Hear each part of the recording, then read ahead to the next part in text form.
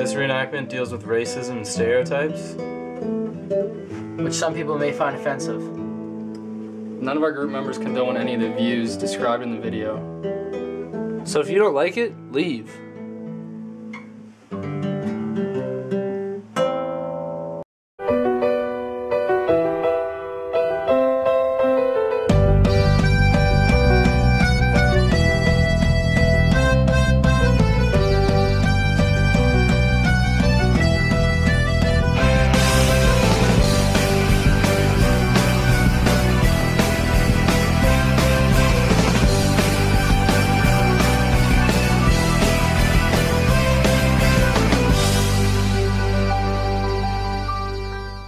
So Mr. Brown's method didn't exactly work, so I kind of made up my own way to celebrate Diversity Day. So everybody pick up their signs and make sure you don't look at them, but put them on your forehead and see if you can guess what race you are by what other people say. I have a dream. Huh? Yeah? No? Alright.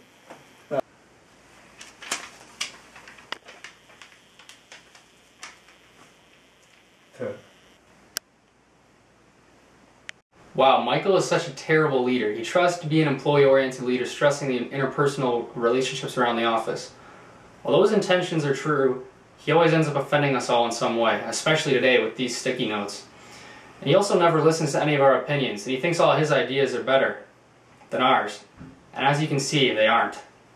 He would be a much better leader if he used a more democratic or participative leadership style. He should seek out ideas and feedback from us rather than relying on himself. If he actually asked us how we wanted to learn about diversity, maybe this fiasco wouldn't have happened in the first place. Yeah. Shalom, I'd like to apply for a loan.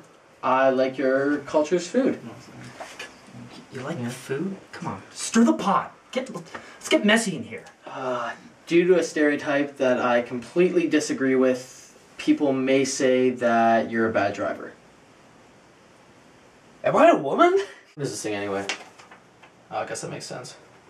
I think Michael is a terrible manager. He's creating a negative culture and it makes me feel like I'm not accepted at the workplace, and this is causing my motivation to decrease. Feeling accepted helps me to express who I am and helps me to feel more comfortable around the office.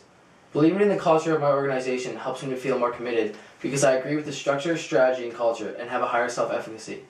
Clearly, after Michael Scott's Diversity Day, the employees are feeling less respect for others and themselves. And this bad communication is poor leadership from Michael Scott, as he is giving employees and I unclear duties and goals on how we should act with each other around the office. This miscommunication makes me feel disengaged with the company and the employees within the company. I think it's up to Michael to show guidance and right for wrong, because I don't think this is what corporate had in plan. I don't know. Throughout history, I guess your cultures overcome a lot of adversity. Cinco de Mayo. It's a great holiday. Yeah, that's a good question. Well, to motivate, I think Mr. Brown could probably tell him what he wanted to stop doing, start doing, maybe continue doing. I don't know. I heard something about operant learning theory back in the day, and basically it's if he continues to act this way, you know, everyone's going to feel that they can act this way, and, you know, pretty well it's racist in my opinion. He was supposed to be doing a diversity class, and it turns out he's just using stereotypes to make fun of people, making everyone else feel worse than they already did. I don't know. To me, Michael's a funny guy, but his antics aren't going to stop unless he's disciplined. So I think Mr. Brown should use preventative discipline. You know, maybe just tell him what he's in for. Maybe a little bit of progressive, just to ensure that he's not gonna continue doing this, because it's gonna get worse and worse as he goes on. And maybe corrective discipline has already been in action, but progressive is probably the way to go.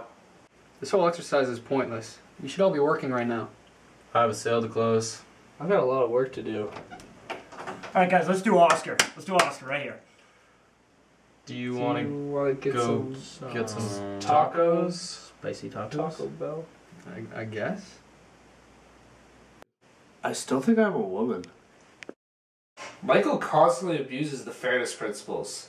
He always disregards procedural fairness and delegates tasks based on skin color and ethnicity, and that's wrong. Interactional fairness is obviously not part of his agenda either. He asks inappropriate questions, which are often offensive to their religions. He stereotypes the different cultures within the office, making people very uncomfortable. Michael distributes resources based on skin color rather than needs, which clearly isn't a part of distributive fairness. So there are numerous examples of breaches of every type of fairness, and you know what? This needs to change. At a legal standpoint, Michael is doing an extremely poor job, and his actions are not legally defensible. He stereotypes different cultures by speaking to them in their stereotypical accents. That's wrong. He constantly says racist things and allocates resources based on skin color in meetings and around the office. Since Michael's actions are irrational and racist, the company and himself are not legally defensible whatsoever.